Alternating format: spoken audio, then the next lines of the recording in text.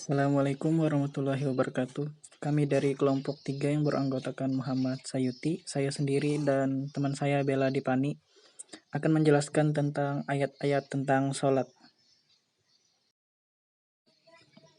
Yang pertama yaitu Quran Surah Al-Baqarah ayat 43 yang berbunyi Wa aqimus salata wa atuz zakata warka'u ma'ar raki'in.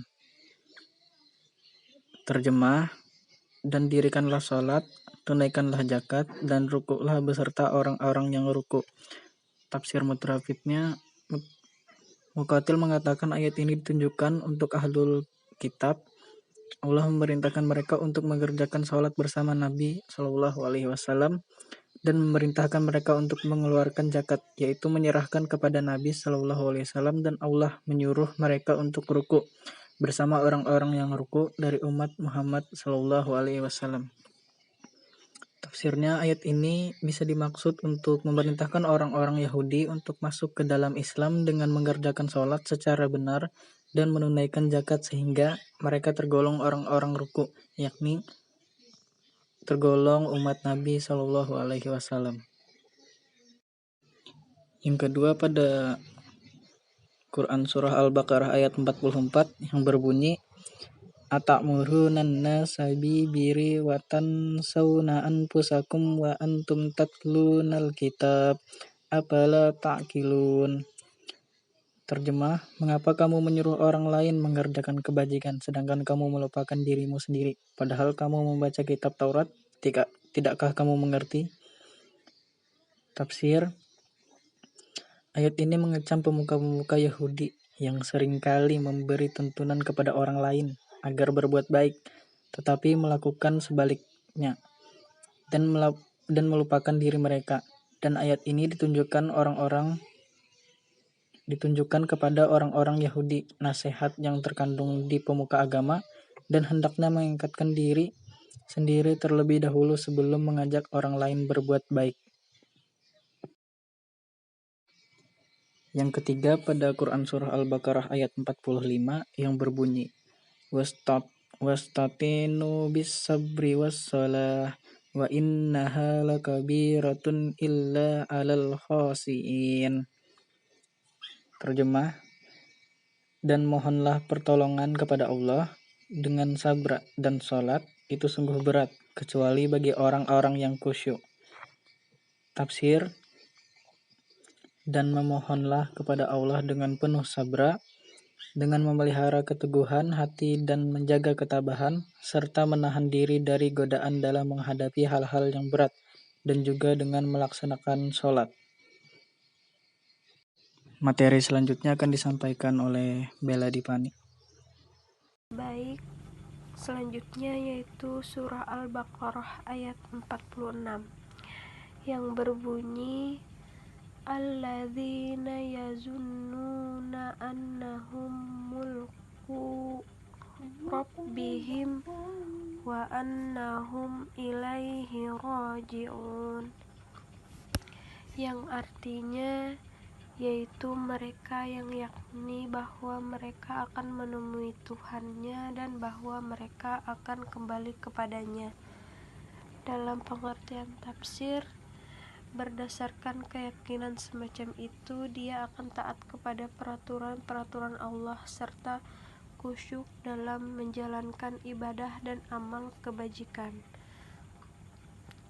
Dan surah selanjutnya yaitu Al-Hajj ayat 77 yang berbunyi Ya ayyuhalladzina amanu arqa'u wasjudu wa'budu rabbakum wa af'alu al-khaira la'allakum tuflihun.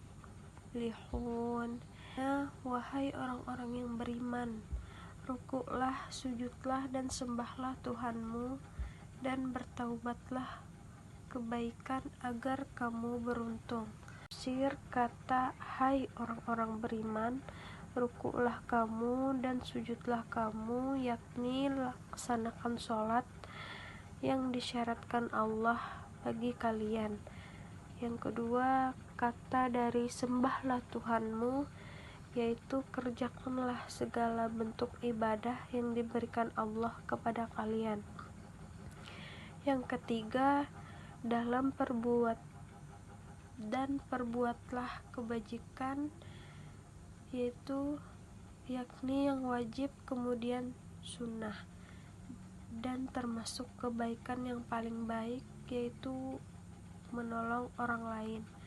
Yang terakhir, kata dari supaya kamu mendapat keberuntungan agar kalian menjadi orang-orang yang meraih rahmat dan keridhaan Allah di hari kiamat. Dan surah yang terakhir yaitu surah Al-Isra ayat 78 yang berbunyi Likimil as-salawata idzaku ki as-samsi ilayya ghayaki alaili wa qur'ana al-fajri innakum anal fajri kana mashhud. Artinya, dirikanlah salat dari sesudah matahari tergelincir sampai gelap malam, dan dirikanlah pula salat subuh sehingga sesungguhnya salat subuh itu disaksikan oleh malaikat. Dalam pengertian tafsir Jalalain, kata dari dirikanlah salat dari sesudah matahari tergelincir artinya sejak dari matahari tergelincir. Kedua, kata dari sampai gelap malam yaitu dari sholat zuhur, asar, maghrib, dan isya. Ketiga, kata dari dan bacaan di waktu fajar yaitu salat subuh. Dan kata yang terakhir, sesungguhnya bacaan waktu fajar atau salat subuh disaksikan oleh malaikat-malaikat yang berjaga pada malam hari dan malaikat yang berjaga pada siang hari. Sekian dari presentasi materi kami. Apabila ada kesalahan atau kekurangan, mohon maaf. Wassalamualaikum warahmatullahi wabarakatuh. Terima kasih.